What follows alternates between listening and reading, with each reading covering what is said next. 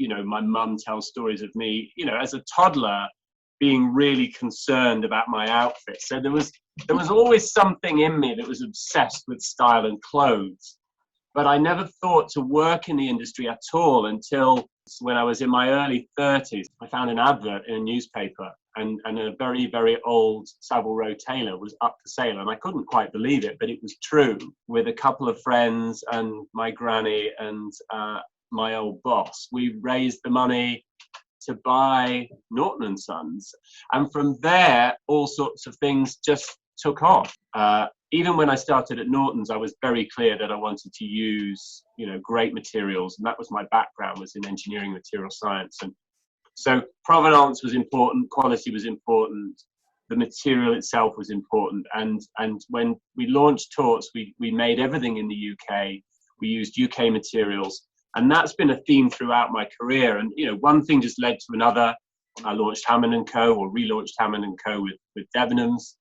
I got the job on Sewing Bee, and it was buying Cookson and Clegg that led me to found Community Clothing, which of course is all about creating and sustaining British jobs and making affordable, ethically produced, sustainably produced clothing.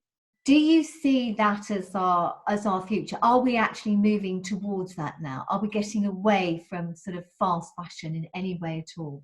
Well, I don't think we're getting away from fast fashion, but fast fashion is making some changes to the way it works, some of which are real and positive, and some of which feel very much like a veneer of respectability with very little change happening underneath. We are in a climate emergency. We are destroying the Earth's natural resources at an alarming rate. We are polluting, we're destroying, natural habitat, we're cutting down forests, we're destroying ecosystems to irrigate crops and for fashion, and it has to stop. We're talking about setting up repair cafes and swap shops and upcycling cafes and all sorts of things within the community clothing network up here in Blackburn.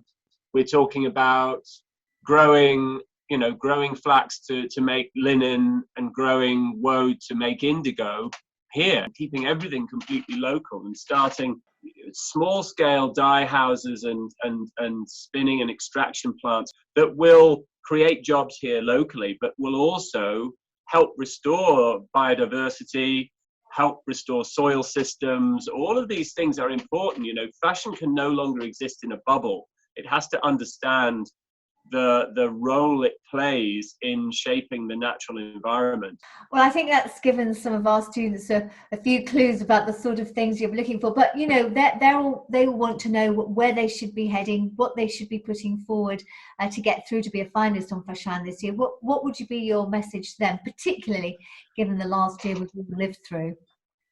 Well, again, I think there are lots of things. I mean, firstly, also, let's not forget that, clothing needs to be fun and beautiful, and the excitement that I feel around fashion has not gone away, but I think it needs to be treated in a very different way. I think there is a place for a fashion industry, but I think it has to be small. The products that are created need to have a long life. They need to be made using materials that do not damage the environment, that can be returned to the earth. I think that's fantastic. And is there anything you would say to any of the students who are thinking, about entering, what it could actually mean to them as well? Well, I think it's a great platform. The world of fashion is a very, very competitive place. And, I know from experience when we're hiring, your CV needs to stand out. It needs to shine, and being a prize winner is a great way to separate yourself from the competition. But it's also just a great way to start helping shape your own identity as a young creative. I think competitions are fantastic opportunities to hone your own craft, to hone your own design practice. We've put ourselves forward for lots of competitions, and they've been such enriching experiences. the feedback that we've had, even when we've been unsuccessful, going through that process of having your work scrutinized by senior members of your industry, it's really invaluable. And I think there's a lot to be said just for the value of going through the process itself, even if you don't win it. Put everything you've got into every piece of work that you're putting forward. Keep refining, because it will pay off in dividend, in spades in the end.